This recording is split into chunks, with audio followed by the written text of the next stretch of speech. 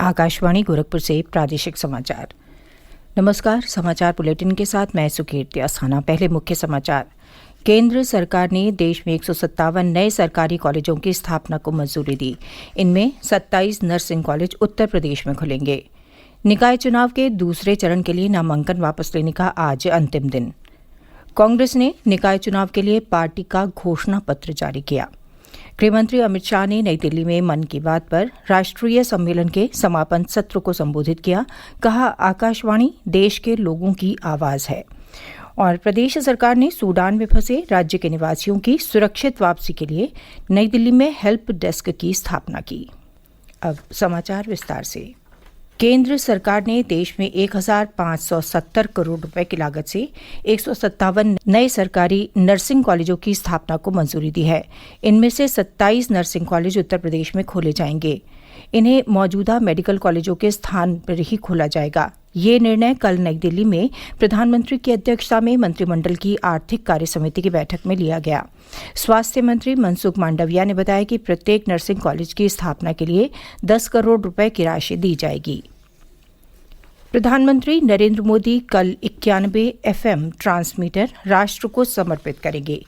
ये FM transmitter देश के अलग अलग शहरों में शुरू होंगे। इनमें 6 FM ट्रांसमीटर उत्तर प्रदेश में हैं। राज्य में जिन जिलों में FM ट्रांसमीटर का उद्घाटन होगा उनमें देवरिया, औरैया, फतेहपुर, ललितपुर, नौगढ़ यानी सिद्धार्थनगर और चित्रकूट का करवी शामिल हैं। FM ट्रांसमीटर शुरू होने से इन शहरों में लोगों को मनोरंजन के साथ साथ आकाशवाणी के समाचार सेवा प्रभाग और क्षेत्रीय समाचार एकांश से प्रसारित विश्वसनीय समाचार का एक सशक्त माध्यम मिलेगा। नगर निकाय चुनाव के दूसरे चरण के लिए नामांकन वापस लेने का आज अंतिम दिन है। कल प्रत्याशियों को चुनाव चिन्ह आवंटित किए जाएंगे। दूसरे चरण का मतदान 11 मई को होगा। इस चरण में 9 मंडलों के 38 जिलों में मतदान होगा। निकाय चुनाव के लिए प्रचार तेज हो गया है। आजमगढ़ में कल भाजपा नेता और कृषि मंत्री सूर्य प्रताप शाही ने पार्टी प्रत्याशी अभिषेक जायसवाल दीनू के मुख्य चुनाव कार्यालय का उद्घाटन किया। उन्होंने संवाददाताओं से कहा कि भाजपा सरकार ने प्रदेश में कानून का शासन स्थापित किया है। उन्होंने कहा कि भाजपा सुशासन और विकास के मुद्दों पर चुनाव लड़ रही है। श्री शाही ने कहा कि आजमगढ़ सहित समूचा पूर्वांचल आज विकास के पथ पर तेजी से आगे बढ़ रहा है। भाजपा प्रदेश अध्यक्ष भूपेंद्र सिंह चौधरी ने कल रायबरेली में पार्टी कार्यकर्ताओं के साथ बैठक कर चुनाव की रणनीति बनाई। उन्होंने कहा कि सभी पदाधिकारी और कार्यकर्ता लोगों को बड़ी संख्या में मतदान के लिए प्रेरित करें। वहीं समाजवादी पार्टी के अध्यक्ष अखिलेश यादव कल गाजियाबाद में मेयर प्रत्याशी पूनम यादव के आवास पहुंचे। उन्होंने पत्रकारों को संबोधित करते हुए कहा कि सपा सरकार में गाजियाबाद में अनेकों विकास कार्य हुए, लेकिन वर्तमान की भाजपा सरकार लोगों को जुमलों में उलझाकर वास्तविक मुद्दों से भटका रही है। उन्होंने कहा कि सपा का गठबंधन मजबूत है और पार्टी निकाय चुनाव में विजय प्राप्त करेगी। वहीं कांग्रेस, बसपा, आम आदमी पार्टी और अन्य राजनीतिक दलों के प्रत्याशियों के अलावा निर्दलीय उम्मीदवार भी अपने अपने क्षेत्र में पूरे जोर शोर से प्रचार में जुटे हैं। कांग्रेस ने निकाय चुनाव के लिए कल अपना घोषणा पत्र जारी किया। पार्टी के प्रदेश अध्यक्ष बृजलाल खाबरी ने लखनऊ में कहा कि यह घोषणा पत्र जनता के प्रति कांग्रेस की वचनबद्धता है। घोषणा पत्र में पार्टी ने गरीब, बेसहारा और निःशक्त जनों के लिए इंदिरा कैंटीन के माध्यम से मुफ्त भोजन उपलब्ध कराने, सड़क, सीवर और पानी जैसी बुनियादी सुविधाओं को बेहतर बनाने सहित कई वायदे किए हैं। प्रादेशिक समाचार आप आकाशवाणी गोरखपुर से सुन रहे हैं। ये समाचार बुलेटिन हमारे YouTube channel AIR news Gorakhpur और ट्विटर हैंडल AIR_NEWS_GKP पर भी उपलब्ध है। केंद्रीय गृहमंत्री अमित शाह ने कहा है कि आकाशवाणी देश के लोगों की आवाज है। नई दिल्ली में आयोजित मन की बात एट 100 पर राष्ट्रीय सम्मेलन के समापन सत्र में कल श्री शाह ने कहा कि प्रधानमंत्री ने मन की बात के माध्यम से समाज को सशक्त बनाया है। उन्होंने वोकल फॉर लोकल का संदेश भी देशवासियों तक पहुंचाया।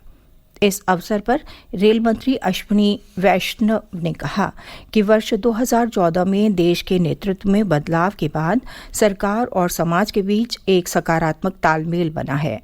उन्होंने कहा कि प्रधानमंत्री ने देश के लोगों से संवाद के लिए आकाशवाणी को माध्यम बनाया।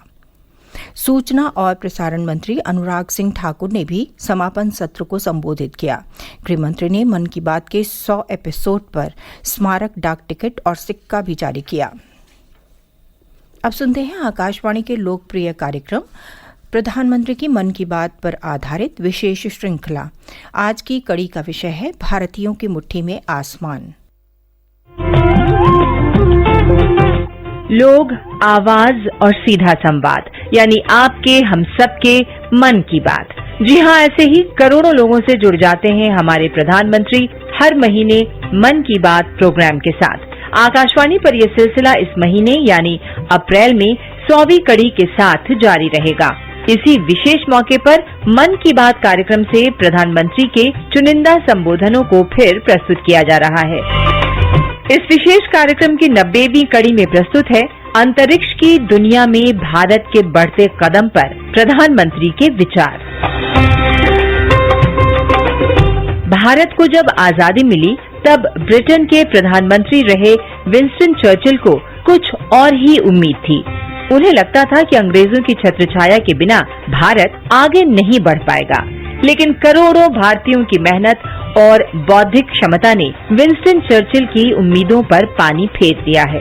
भारत लगातार आगे बढ़ रहा है। अब तो हालत ये है कि दुनिया भर के देश भारतीय अंतरिक्ष अनुसंधान संगठन यानी इसरो के जरिए अपने उपग्रह अंतरिक्ष में भिजवा रहे हैं। इसरो उन्हें निराश भी नहीं कर रहा है। 26 जून 2022 को प्रसारित मन की बात कार्यक्रम में प्रधानमंत्री ने इसरो की इस कामयाबी का यूं जिक्र किया है। युवाओं के लिए आकाश छूना सपनों को साकार करने का पर्याय होता है। आज हमारा भारत जब इतने सारे क्षेत्रों में सफलता का आकाश छू रहा है, तो आकाश या अंतरिक्ष इससे अछूता कैसे रह सकता है। बीते कुछ समय में हमारे देश में स्पेस सेक्टर से जुड़े कई बड़े काम हुए हैं। देश की इन्हीं उपलब्धियों में से एक है इन स्पेस नाम की एजेंसी का निर्माण। एक ऐसी एजेंसी जो स्पेस सेक्टर में भारत के प्राइवेट सेक्टर के लिए नए अवसरों को प्रमोट कर रही है। इस शुरुआत ने हमारे देश के युवाओं को विशेष रूप से आकर्षित किया है।